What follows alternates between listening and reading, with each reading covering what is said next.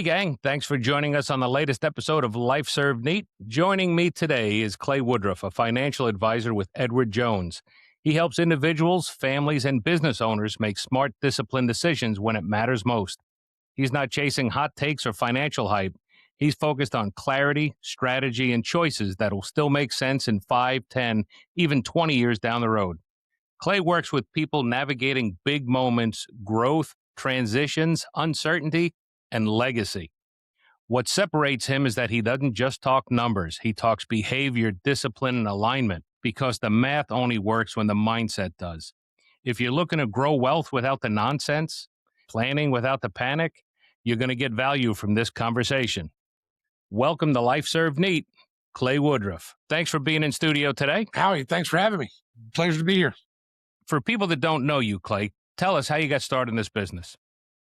After college, started in the financial services industry and moved over to Edward Jones in 2010. So about 16 years in the same location here in Charlotte. So you've been doing this a while. I have. Time goes really quickly. It doesn't seem like I should have been doing it for 15 years, but I've reached that milestone for sure. Clay, when it comes to your profession, when did you first realize money wasn't just about paying bills? I think so much of it has to do with life experiences. For me personally, it was when my wife and I got married, and then even further when we had children. But I think that everyone's life experiences give you different perspective. Some good, whether it be marriage or children, and some could be bad with the health issue or the loss of a loved one that changes the responsibility you feel toward money. And why do you think some people feel fine financially and then suddenly they're not? Well, when you're living your day-to-day life, if you have the means to pay your bills, to have some fun, to continue to put food on the table, that's a successful day. That you financially had a successful day. But then when you start thinking down the road, once you want to stop working, you have to have money that comes from somewhere other than your current income. And so you feel fine to be able to pay your day-to-day bills short term. And then when you start thinking long term, um, it's a little bit, you have to do a lot more planning for down the road than you do for, getting through today. And I know there's a big difference between first paycheck and first responsibility. I remember and it's a joke, but my brother truly was. He got his first paycheck and he was like, whoa, what's all this FICA stuff? I don't want to do that. Absolutely. How much you have and how much you keep is often a very different number. When do you think it shifts from fun money to now we have to start saving or putting it away? If people aren't brought up with parents, elders that say, hey, this is how you put your money away, this is how you save, when do you think it clicks? It's different for everybody. And what that triggering event is probably unique to everyone's situations. Again, for me, it was when you feel a certain responsibility when you have to start caring about other people's feelings and getting married and, starting a family and things like that.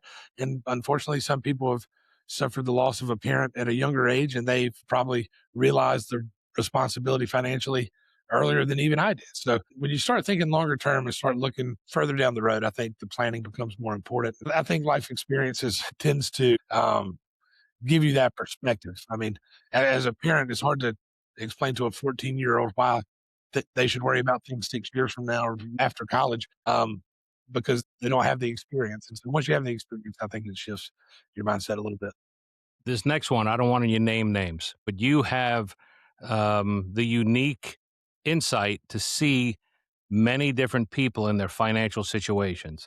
In a world of social media that people are only putting out their highlight reels, what mistakes are common at a young age when you first get started that somebody's not going to brag about or talk about or post about?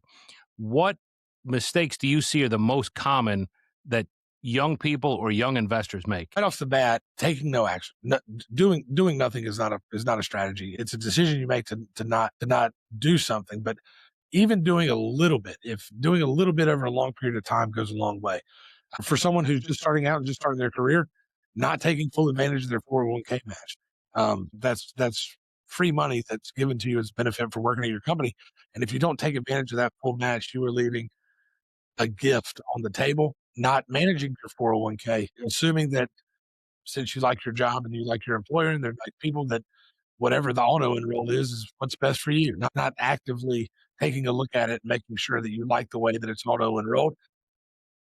Not starting, not starting your plan early enough, not taking full advantage of your 401k match are the top few things that come to mind. Let me ask you this, and maybe you've touched on it in the top mistakes. What do you wish people would do in their early 20s? What habit do you wish young people would get into? Dollar cost averaging, putting money away into a growth oriented account a little bit at a time.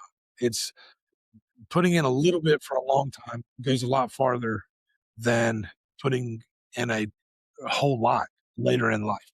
Um, Compounding interest is a I think Albert Einstein said it was the eighth wonder of the world. So it works extremely well, but it works later down the road. And the earlier you get started, the more successful you'll be as you get older. Moving further down the road, marriage, kids, and now you have shared decisions, not just you making your decision for yourself and your solo future. Now you have a family, now you have dependents. How does money change when it's no longer just mine? How do you see the mindset, or what do you recommend the mindset is for young couples or new couples that are entering financial harmony together? Sure. Transparency. Make sure that you're working with somebody and you both state your objectives, your goals. Not all husbands and wives think exactly the same. Like my wife and I do, obviously. People have different goals. People have different fears. People have different risk tolerances. People have different objectives for what they want and ways that they measure success. To be able to come up with a plan together and be able to clearly define what your expectations of money are and how you want to find success and what goals you want to accomplish. Earlier, we spoke about common mistakes young people make. Do couples make different mistakes? I don't know if there are different mistakes, but there are certainly different levels of planning that most couples want to be prepared for, and whether they know it or not. I mean, once you're married, if you're used to a lifestyle that has a dual income family, what happens if you're the victim of bad luck? If one of you passes away unexpectedly, if you're unable to work, if you can't earn the paycheck, bills are the same as they were when you had two income, but now maybe there's one income. Kids are very expensive. I mean, it's like being able to be prepared for those expenses are probably more on the minds of married couples than they are um, of single people. So um, being able to have a plan that can evolve over, that can continue to set different goals, your expectations, your mindset, your life changes is very important. So maybe not a mistake, not addressing them, not having a plan and not addressing them. Should something go wrong, it prove later down the road have been a mistake that you may not have known you were making at the time. Do you have any insight that you can share about how children completely rewrite the budget? Yeah. Yeah, they're very expensive. All of a sudden, you didn't have to pay for diapers, and now you're paying for diapers. Um, you know, you used to wake up in the morning and go to work, um, and earn a paycheck. You're still earning the same paycheck, but in order to go to work, you're paying for your children being in a daycare.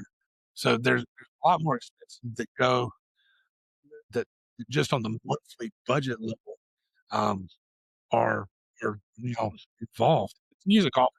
When you go to the golf course, you can just walk out there and hit the ball anywhere, like anywhere in the 360 degree. I mean, I do. well, but but hopefully, initially, way down the fairway, you see the flag, you aim towards it. It doesn't mean that you're going to necessarily hit it towards it, and you may not be able to get there all at this time. You may be too far away, but at least constantly seeing something in the distance and continuing to go towards it little by little um, is very important. So to have a to be able to know what we're trying to accomplish, even if maybe you can't get there today, as as you no longer have to know, you no longer have to be a daycare. If you know what the plan is, you can invest more energy, more resources to that you couldn't have because of other expenses. So to know what it is and to be able to continue to work towards it is very important. Other than avoiding it altogether, how can couples argue less and plan more? I mean, money's a very emotional thing, so I don't know if there's any way to get rid of it altogether. But again, I think very clearly defining your objectives on what each person needs from a financial planning standpoint, and then also again to pay yourself first. I mean, when you get your, you know, planning for your future doesn't have to come at the expense of having fun now. You can do both once you know what a plan is. I mean, are we able to take this vacation? Can we buy a new car? Can we move into a new house? And if you have a plan in place and you define those goals and objectives and you pay into the plan. Every time you get a paycheck, you fund your 401k and your kids' savings account and things like that, and your emergency fund and all of the things that we try to do. Whatever money's left over, enjoy your life because you know that you've already paid yourself first. If you do the following thing, continue to contribute to the plan, you can still have fun with the money that you have each month. Well, let me flip this real quick. We talked about the younger generation. Let's talk about the older generation. What happens when they haven't planned ahead? When do people realize they might actually need to help their parents? More often than not, they realize it when it's too late. There's been a tragic event, a health scare, a stroke. So something has gone wrong that the parents who've helped us and who've helped you your whole life now they need assistance and they have always been the caretakers of the family and now they need help and sometimes that's through something negative that happens and sometimes needing help is just a dividend of old age. I mean, of getting older, and and having a long life is such a blessing, but it also comes with some challenges as you age. And normally, you don't realize you need to help your parents until it's too late or until they need help. Do you have any tips or suggestions on how an adult child can begin these conversations with a parent? Uh, Open and honesty is always the best way to do it. Um, there's so many people who don't want to talk about life insurance because they think it'll jinx them and they'll die. Or so many people don't want to talk about what if I have to go into a nursing facility? That's an uncomfortable conversation. So we won't talk about it because that would be tough. And then if you're the victim of bad luck, then there's not a plan in place because you avoided the conversation. So I think as you work with a financial advisor, as you work with somebody to come up with your own plan, come up with a strategy to say, hey, I learned this. I learned this while I was planning for myself, and just curious, have you given any thought to this? What are your plans should fill in the blank happen? Let's switch gears. Business ownership, income swings as you go through life. All of these changes happen. How is money different when you're self employed instead of having a regular W 2 job? Sure. Well, you have a lot more budget issues to worry about because you're not only responsible for the budget that you have at home, but you're also responsible for the budget of if you own the real estate that your business is run out of, you have payroll and expenses and other things that go with that. And so being able to um, be, being able to navigate those is a lot more stressful and puts a lot more strain on business owners um, than it may on somebody who has a W two job. Having a regular 9 to 5 W 2 job that's steady pay, steady employment, do you find entrepreneurs struggle with consistency? Not them themselves. They want to be the owner of a business. They went out, they created a business for themselves, and they have a product or a service that they're offering. And so I don't think that the entrepreneurs themselves are inconsistent people, but sometimes the business income and the revenue that's generated by the business can vary from month to month or year to year. When the sun shines, make hay. On the good years, make sure that you're investing maybe more than you need to compensate for a year if things slow down. And it could be anything from the real estate market to interest rates to anything that could drive a difference in revenue. Um, just go through a slow period. Good times aren't always good. Earlier today, You mentioned that having a plan and staying with a steady plan is the best way to win. How do you plan when income isn't predictable? Again, accomplishing a plan all the time is not the goal. The goal is having a plan and knowing what we're aiming for. It doesn't necessarily mean if some months are better than others. If one month you're not able to meet the commitments that you make to the plan, make it up the next month. And when it's okay to not have consistent income, but to not know what to do with it. I have an extra $1,000. Should I put it in my savings account or should I invest it? Should I buy insurance with it or should I spend it? I mean, not knowing the answer to those questions is more detrimental than saying, I know I need to save this, but I'm only able to put away half of what I intended to because my income varied. And do you think that's what separates a healthy business owner from a burned out one? Absolutely. We worry so often about the things we can't control. We worry about wars. We worry about politics. We worry about interest rates. We worry about all kinds of things. But being able to have a sense of control in your life is very comforting. And so control as much as you can and having a plan is something that you can control. Money is very emotional. People lose marriages, people lose friendships, people lose family over money. But most money problems are not about math, they're about emotions. Why or how do emotions drive these bad decisions? Money is the one thing that we kind of instinctively do the opposite of what we do with most of the other financial decisions in our life. People shop the day after Thanksgiving when the mall is a zoo and it's all to get a good deal. When things are less expensive, we tend to buy them. When the market goes down and shares of stock are cheaper today than they were previously, nobody wants to buy. They hear the news and they panic and they want to sell out and pull their money out.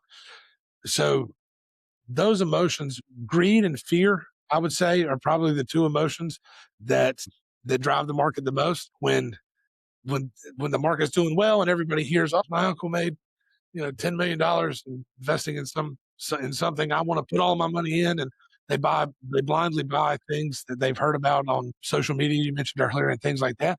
Then when the market does go down, people panic and they're afraid of losing things, and so they pull their money out when and oftentimes take a loss instead of just letting the market cycle through. So you're right. More often than not, people ruin their own retirement plans through emotional decisions rather than the market ruining their retirement plans. As a matter of fact, I can't, I very rarely do you think of a time that the market has ruined retirement more than people's kind of self sabotage through emotional decisions. Writing on the back of that, how can people pause before reacting financially or emotionally? Working with a third party who sees it as um, an unemotional uh, process to go through and help advise you. I mean, we all have perfect advice for each other, but then we don't listen to our own advice. I don't manage my own money. I can't eat my own cooking. I'm telling you not to be emotional with it. But when the market goes down and I look at my own balances, I'm like, oh my gosh, what's going on? And so I can very clearly tell you what to do unemotionally with your finances. But when I look at my own, I have the same reactions that other people do. I think like instinctively, and so I don't manage my own money. It's done through models automatically. But um, I think being able to take the emotion out of it helped by working with somebody in a professional capacity that can help you see the money objectively rather than emotionally. Thinking back through your experience over your career, share with us the biggest myth about being good with money. That you can time the market. It's yeah, I'll wait until things turn around and I'll get in then. Or oh, the market's at an all-time high. I should probably pull my money out and wait for it to go down. Or elections, politics, wars, things like that. Oh, this war started. I better pull my money out. I'm gonna wait till it's over and then I'll get back in when it feels better. And so thinking that you can time the market is impossible. And what's the Warren Buffett quote? It's not time in the market, it's how much time you spend in the market. Doing small things for long periods of time is the most obvious way to be successful, and coming up with a plan to know what those small things are is very important. And don't try to time the market. Continue to invest. If the market goes down, continue to invest. I mean, you're buying it cheaper than you did when you liked it. You were buying it at a higher price than when you don't like it. So if you like to, if a share of stock is $100 and you liked it when it was 150, then you should really like it at 100. So, uh, so continue to stick to the plan. Don't try to time the market. Stay invested. Don't shoot yourself in the foot by pulling out at the wrong times. Clay's going to join us on several episodes. We'll have him on repeatedly. He's going to put a series together with us. So we're approaching the end of the first episode. I got a few more questions for him, but I want to let you know that if you have questions for Clay, please go ahead and put it in the comments. We'll address it each time we go through with Clay. What is one thing people overthink when it comes to investing and finances? I think people think that you have to be educated in the market in order to be able to invest, or that you have to have a huge sum of money in order to be successful. I think people don't feel empowered to make good financial decisions if they don't fully understand what they're investing in. And so they tend to avoid making those. And so don't overthink it. You need to invest. You need to retire. Everybody needs to retire. Everybody wants to retire with dignity, send their kids to college, pay less in taxes. And so, no, with that in mind, if you don't know how to do it, ask somebody for help. Final question for today. If someone feels behind right now, they're listening and they're like, man, I don't have any of this going on. What's your advice? The best time to plant a tree is 20 years ago, but the second best time is today. And so if you don't do it today, you'll be sitting here 3 years from now saying, man, I should have done it that day. And then, on down the road, get started. It's never over. Life always gives you a do over, and it's called tomorrow. So you just start today and work towards it. And yeah, get started. And that would be my advice.